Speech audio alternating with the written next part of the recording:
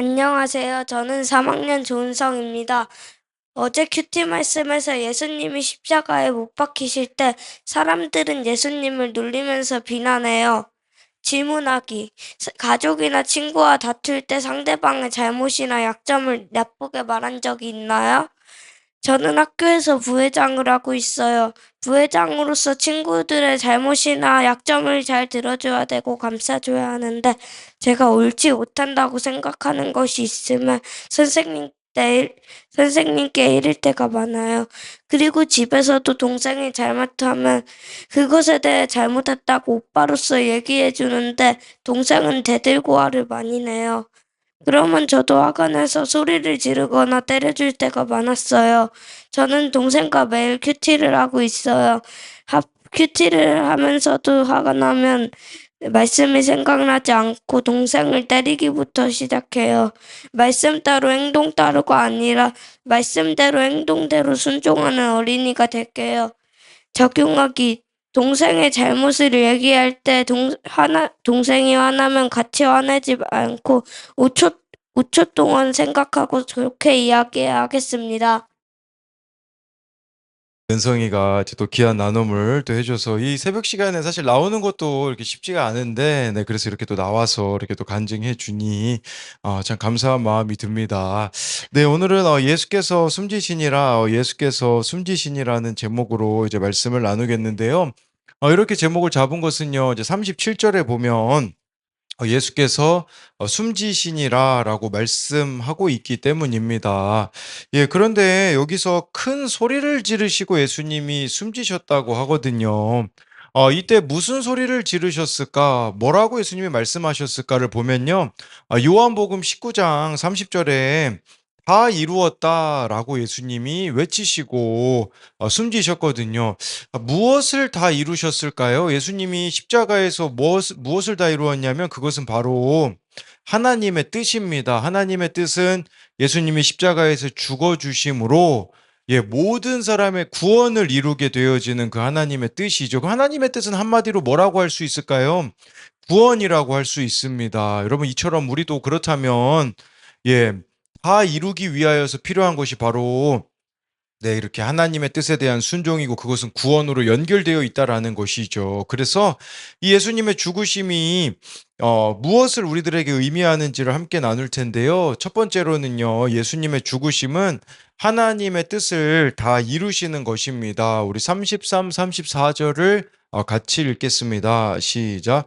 제6시가 되매 온 땅이 어둠이 임하 하더니 제9시에 예수께서 크게 소리 지르시되 엘리 엘리 라마 사박다니 하시니, 번역하면 나의 하나님 어찌하여 나를 버리셨나이까 하는 뜻이라.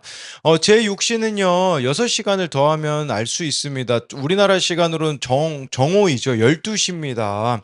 여러분, 낮 12시면요 가장 태양이 높이 떠서 빛나야 할 시간에 도리어 33절에 보니까요 온 땅에 어둠이 임하여 제9시, 9시는요 6시간을 더하면 오후 3시까지, 바로 예수님이 십자가에 어제 말씀에 의하면 오전 9시부터 오후 3시까지 매달려 계셨음을 보여주고 있습니다. 온 땅을 뒤덮고 있는 어둠은 하나님의 아들이신 예수님의 부당한 죽음에 대한 하나님의 심판을 암시합니다. 제9시에 34절에 보니까 예수님이 뭐라고 말씀하시냐? 엘리 엘리 라바 사박다니, 이건 아람어거든요. 네, 엘리 같은 경우는 뭐 이제 하나님, 나의 하나님, 어찌하여 나를 버리셨나이까, 이제 이 의미라고 볼 수 있는데, 여러분, 이것은 시편 22편 1절 말씀을 예수님이 인용하신 겁니다. 시편 22편 1절에 이런 말씀이 있어요. 내 하나님이여, 내 하나님이여, 어찌 나를 버리셨나이까, 어찌 나를 멀리하여 돕지 아니하시오며 내 신음소리를 듣지 아니하시나이까. 예수님이 시편 22편 1절을 말씀하심으로 그 시편에 예언된 메시아가 자신임을 드러냅니다. 여러분, 시편 22편을 여러분들이 한번 읽어보시면요, 처음은요 절망으로 시작합니다. 하나님이 마치 안 계시는 것 같아요. 그런데 이 시편 22편 마지막은요 하나님의 영광스러운 승리를 찬양합니다. 이것이 의미하는 것은 예수님의 이 십자가 고통에서만 끝나는 게 아니라 하나님의 영광스러운 승리로 이어질 것임을 선포하는 것입니다. 또한 예수님의 이런 외침은 인류의 모든 죄를 짊어진 죄인의 자리에서 죽음을 맞이하였음을 보여줍니다. 거룩하신 하나님은요, 죄와 함께 하실 수 없기에 그 순간 예수님은 철저한 소외와 단절을 경험하셨습니다. 그 죄의 대가로 인한 하나님의 단절을 예수님이 경험하신 것이겠죠. 또한 이것은요, 하나님께 버림받았다고 느껴질 만큼 극심한 고통 속에 있는 모든 인간을 예수님이 깊이 공감하신다라는 것이죠. 여러분, 우리 인생에도요, 도저히 이해가 되어지지 않는 고통의 문제가 있어요. 세상에서 버림받은 것 같은 때, 죽을 것 같은 고통을 느낄 때가 우리가 다 있지 않습니까? 살면서 배우자에게, 부모에게, 세상에서 버림받을 때 죽을 것 같은 고통을 느끼죠. 그때 우리는요, 하나님이 나를 버리신 것 같다라는 생각이 들 수가 있습니다. 신앙은 고통을 참는 게 아니라 이 예수님의 모습을 통해서 우리가 발견하는 사실은 정직하게 내 고통을 하나님께 쏟아내야 된다는 겁니다. 우리가 알아야 될 것은 예수님이 겪으신 이 버림받음은 창조주 하나님으로부터 영원한 단절이었습니다. 내가 지옥의 형벌로 당해야 할 그 비참한 유기를 예수님이 대신 당하셨기 때문에, 여러분, 우리가 알아야 되는 것은요, 어떤 고통 가운데 있다고 할지라도, 마치 하나님이 나를 버리신 것과 같은 그 고통 가운데 있다고 할지라도 절대로 하나님은 우리를 버리지 않으신다라는 겁니다. 이 확신을 저와 여러분들이 예수님의 이 나의 하나님 어찌하여 나를 버리셨나이까 라는 이것을 통하여서 알 수가 있습니다. 우리 35절, 36절을 같이 보도록 하겠습니다. 시작. 곁에 섰던 자 중 어떤 이들이 듣고 이르되 보라 엘리야를 부른다 하고 한 사람이 달려가서 해면에 신포도주를 적시어 갈대에 꿰어 마시게 하고 이르되 가만두라 엘리야가 와서 그를 내려주나 보자 하더라. 여기 보니까요, 곁에 섰던 자들 중에 어떤 이들은요, 예수님이 그 엘리 엘리 라바 사박다니라고 외치셨잖아요. 그 엘리라는 단어를 듣고서는 이들이 잘못 알아듣고서는 엘리야를 부른다, 이제 이렇게 듣는 것이죠. 여러분, 이것은요, 자신들이 듣고 싶은 대로 들음을 보여주는 것입니다. 우리도 말씀을 들을 때요, 듣고 싶은 대로 듣고 싶어 하죠. 그러면 이들이 왜 엘리야로 들었을까요? 엘리야와 같은 기적을 예수님이 베푸실 것을 기대했기 때문입니다. 여러분, 우리도요, 내가 가지고 있는 기대감으로 예수님을 바라보고 있진 않습니까? 그래서 이 기적의 주님, 기적의 모습으로 바라보니까 36절에 뭐라고 이야기합니까? 가만두라, 와서 그를, 엘리야가 와서 그를 내려주라 보자 하더라 라고 말하는 것이죠. 그러니까 이런 기적 같은 일만 바라고 있기에 기복적으로 예수님의 말씀을 듣는 것이라고 할 수 있는 것이죠. 사람들은요, 십자가에서 내려주는 기적을 기대했습니다. 그러나 여러분, 진정한 복음은 무엇입니까? 엘리야가 와서 내려주는 기적이 아니라 주님이 우리를 위하여 그 자리에서 죽어 주시는 것이죠. 내 인생의 문제가 당장 해결되는, 내려오는 기적이 없어도 묵묵히 십자가에서 죽어지는 주님의 길을 따라가야 합니다. 우리도요, 이럴 수 있어요. 엘리야가 그를 내려주나 보자 하더라. 이것은 우리들에게 가지고 오면요, 이것은 내가 죽어줘야 하는 자리인데 그저 상황만 바뀌기를 바라는, 환경만 바뀌기를 바라는, 내 옆에 힘들게 하는 사람만 바뀌기를 원하는 우리들의 기대감이라고 할 수 있습니다. 여러분, 그런데요, 하나님은 속지 않으세요. 누가 그 자리에서 죽어줘야 될까요? 누가 그 자리에서 바뀌어야 될까요? 바로 나라는 것입니다. 예, 그래서 이것은 어른용 큐티 묵상간증 죽어야 살아요에 보면 잘 나타나 있는데요. 한때 스포츠 도박 베팅방을 운영한 저는 한 달에 수천만 원을 벌며 호화롭게 생활했습니다. 그러다 한 단골 손님이 저의 불법 영업 증거를 모아 경찰에 신고하는 바람에 저는 하루아침에 문을 닫고 생계를 걱정하는 처지가 되었습니다. 설상가상으로 아내는 조울증 진단을 받고 집안일과 육아에서 손을 놓더니 여러 남자와 바람을 피웠습니다. 사업이 망하고 아내에게 배신까지 당하니 그야말로 온 땅에 어둠이 임한 것 같았습니다. 저에게 자신의 외도를 사과하기는커녕 이혼하자고 외친 아내를 향해 원망과 분노가 끌어올라 밤마다 큰 소리로 울부짖으며 이를 갈았습니다. 그러다 하루는 하나님 살려주세요를 반복하다가 잠이 들었는데 아내에게 배신당한 후 처음으로 평안한 아침을 맞이하였습니다. 그렇게 기도 응답으로 하나님이 나와 함께 하심을 느낀 날 저는 큐티인에 쌓인 먼지를 털어내고 매일 말씀을 묵상했습니다. 그러자 저의 이기심과 욕심, 음란을 보며 제가 얼마나 큰 죄인인지 깨닫게 되었습니다. 라고 하더라고요. 예, 내가 얼마나 큰 죄인인지 깨달음을 통하여서 그 가정이 회복이 되어지거든요. 여러분, 내가 죽어진다라는 게 무슨 말이겠습니까? 내가 얼마나 큰 죄인인지를 깨달으셔야 돼요. 얼마나 큰 죄인일까요? 예수님이 나를 위하여 십자가에 못 박혀 죽어주셔야 될 만큼 우리는 큰 죄인이라는 것을 보여주는 것이죠. 엘리야의 기적으로 예수님이 십자가에 내려오는 것이 그들의 원함이었을지 모르지만 여러분, 예수님은 그 자리에서 죽어지셨습니다. 우리 또한 문제가 해결되는 기적만 바랄 게 아니라 우리 또한 그 자리에서 나의 죽어짐이 필요합니다. 예수님을 믿는 우리의 실력은요, 화려한 성공이 아닌 주님이 허락하신 자리에서 잘 죽어지는 것입니다. 가정에서, 직장에서, 학교에서, 삶의 자리에서 내 혈기와 자존심이 완전히 숨져야 됩니다. 그럴 때 은혜가 임하는 것이죠. 우리 37절을 같이 읽어보겠습니다. 시작. 예수께서 큰 소리를 지르시고 숨지시니라. 예수님이 큰 소리를 지르고 숨지셨는데요. 이 큰 소리가 무엇인지는 요한복음 19장 30절에 이렇게 나와 있습니다. 예수께서 신 포도주를 받으신 후에 이르시되 다 이루었다 하시고 머리를 숙이니 영혼이 떠나 가시니라. 예수님이요, 다 이루셨다라고 말씀하시면서 죽으셨습니다. 여러분, 무엇이 다 이루어졌습니까? 사실 제자들은 지금 다 배신한 상황이죠. 인간적인 눈으로 보면요, 뭔가 이루어진 것이 없는 상황이거든요. 그리고 유대인들은 뭘 기대했습니까?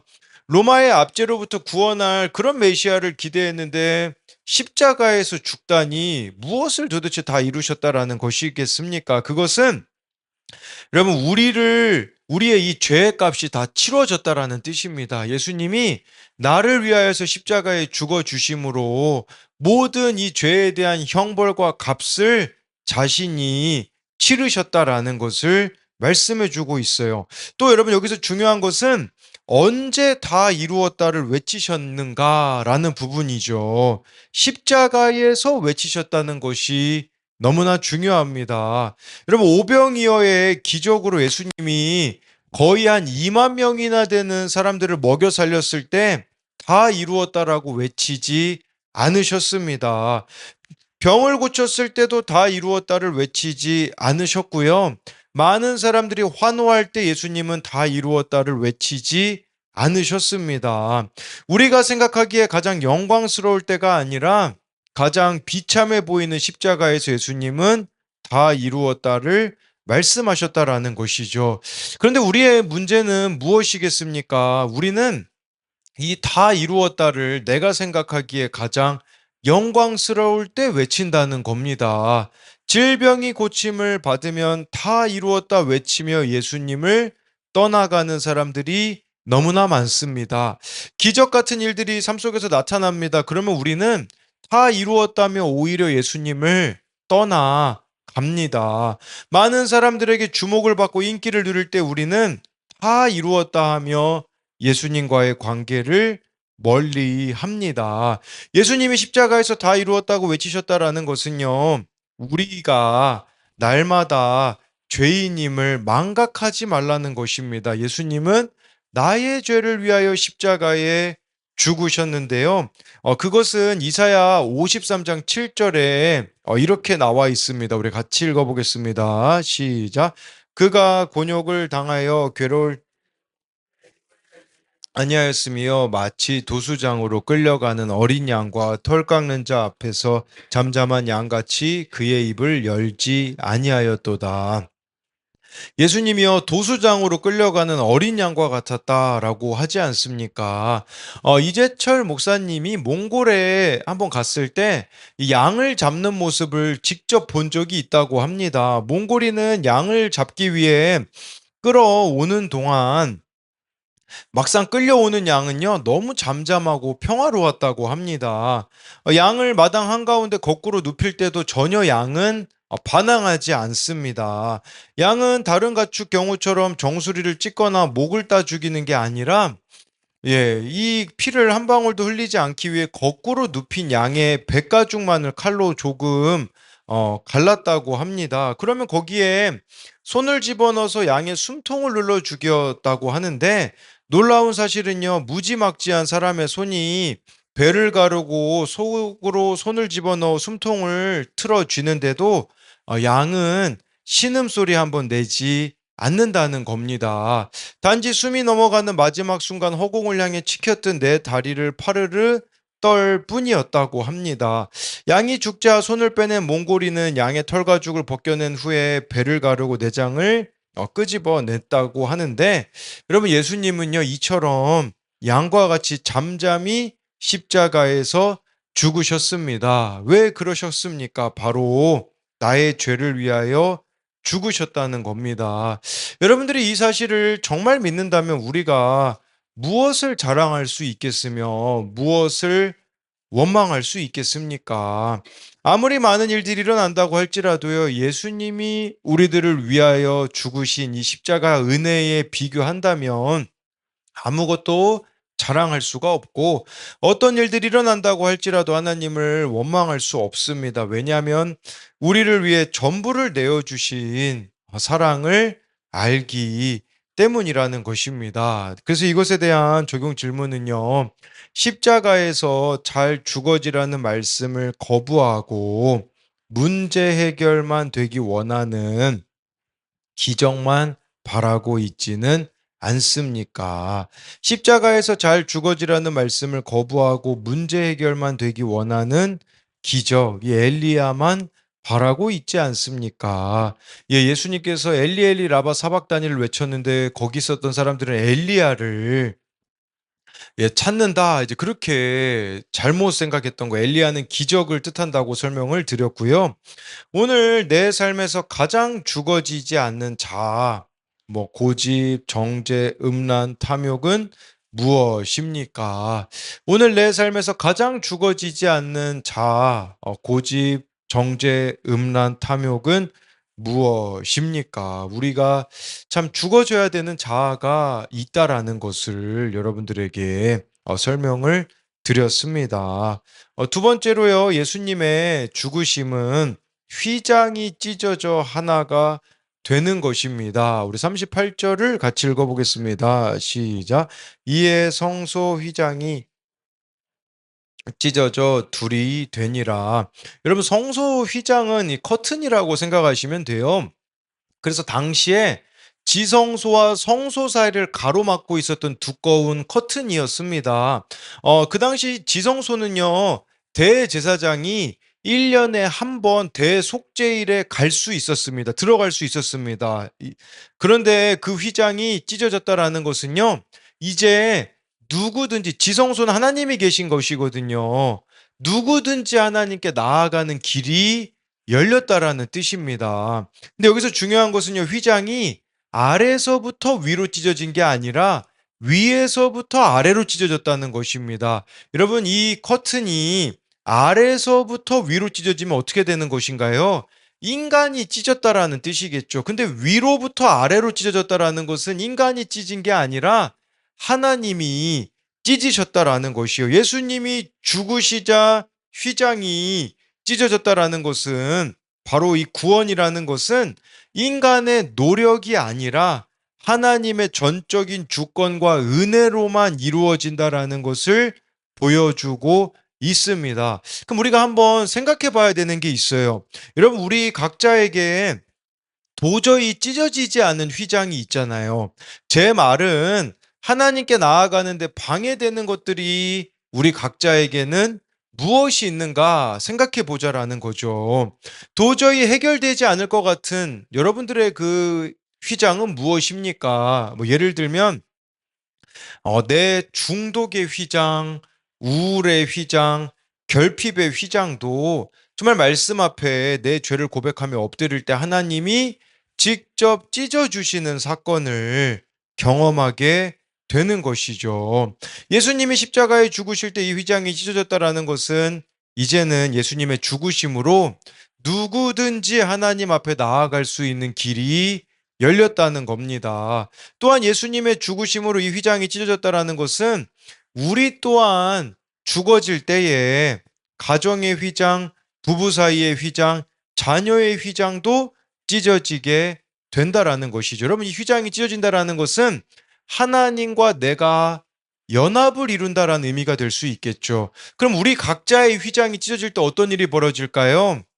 하나 될 수 없는 사람이 하나 되어지는 은혜가 임하게 되는 겁니다. 가족 가운데서도 하나 될 수 없는 자와 하나가 되어지고, 우리에게는 너무 멀리 있는 것과 같이 여겨지는 그들도 하나가 될 수가 있는데, 이건 그냥 제가 하는 말이 아니라 39절에 보면 이렇게 나와 있기 때문입니다. 우리 같이 읽어보겠습니다. 시작. 예수를 향하여 섰던 백부장이 그렇게 숨지심을 보고 이르되 이 사람은 진실로 하나님의 아들이었도다 하더라. 예수님을 향하여 섰던 백부장이 이런 예수님의 죽으심을 보고 진실로 하나님의 아들이었다고 고백을 합니다. 여러분, 예수님을 메시아로 알아본 첫 번째 사람이 누굽니까? 백부장이었다는 겁니다. 백부장은요, 유대인이 아닙니다. 유대인이 아닌 이방인이었습니다. 그리고 여러분, 백부장이 이 자리에 왜 있었겠습니까? 예수님의 그 사형을 집행하러 있었던 사람이죠. 가장 멀리 있었던 사람이 가장 먼저 예수님을 만나게 되어지는 역설적인 모습이 여기에 나타나 있습니다. 여러분, 그리고 백부장은요, 예수님의 설교를 들어본 적이 있습니까? 없어요. 기적을 본 적도 없습니다. 예수님의 십자가에서 죽으심을 보고 변화됐다라는 거죠.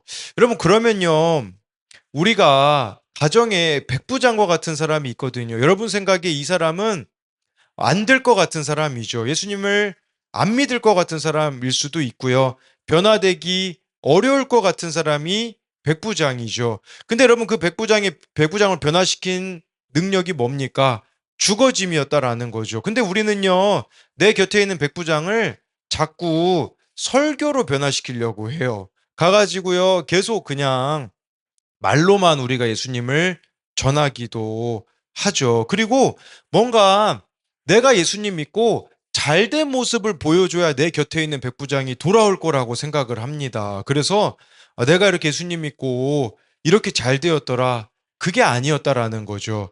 예수님의 죽으심으로 백부장이 변화되었다라는 것은요, 우리가 취해야 될 태도와 방식은 가정에서, 직장에서, 삶의 자리에서요, 혈기와 자존심을 죽이고 묵묵히 십자가를 지며 잘 죽어질 때 나를 핍박하던 세상의 백부장이 하나님의 살아계심을 고백하게 될 것이라는 겁니다.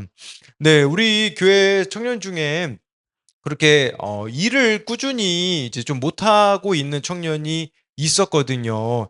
이 청년에게는 어머니의 또 구원이 달려 있겠죠. 그러면 이 청년에게 있어서는 어머니의 구원이 이루어지기 위하여서 해야 되는 것이 무엇일까요?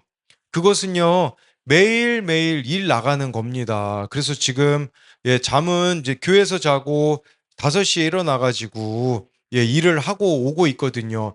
이게 반복되어지게 되어지면 또 그것이 어머니의 구원으로 이루어지는 것이죠. 이 청년에게는 자아를 죽이는 거 그게 무엇이겠습니까? 하고 싶지 않은 일을 하는 거죠. 우리로 말하자면요. 우리 각자가 직면하지 않고 있는 것들이 있을 겁니다. 근데 저와 여러분들이 그것들을 잘 직면함으로 죽어질 때에 우리 주변에 백부장과 같은 자들이 이렇게 하나님께로 돌아오게 되어진다라는 것입니다. 우리 마지막으로 40절부터 41절을 같이 읽겠습니다. 시작. 멀리서 바라보는 여자들도 있었는데 그 중에 막달라 마리아와 또 작은 야고보와 요새의 어머니 마리아와 또 살로메가 있었으니 이들은 예수께서 갈릴리에 계실 때에 따르며 섬기던 자들이요 또 이외에 예수와 함께 예루살렘에 올라온 여자들도 많이 있었더라. 여러분, 예수님을 끝까지 지킨 자들을 보십시오. 대단한 사람들이 아닙니다. 예, 이 사람들을 보면요, 여자들도 있었다라고 말씀해 주고 있는데, 여러분, 당시에 이 유대 사회에서 여성은 증인의 효력이 없었습니다.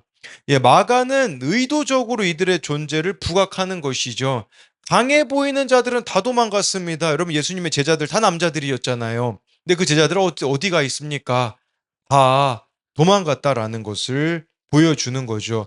연약해 보이는 여성들이 끝까지 십자가 곁을 지켰다라는 것입니다.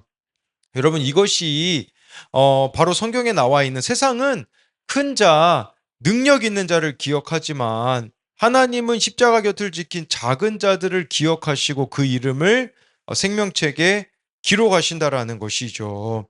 여러분, 그렇기 때문에요. 세상에서 내가 얼마나 잘났는지가 중요한 게 아니라 예, 내가 이 말씀에 나와 있는 어떻게 보면은 내세울 거 없는 인생이지만 그럼에도 불구하고 주님을 사랑함으로 살아가는 그 삶을 하나님은 기억하신다라는 것이죠.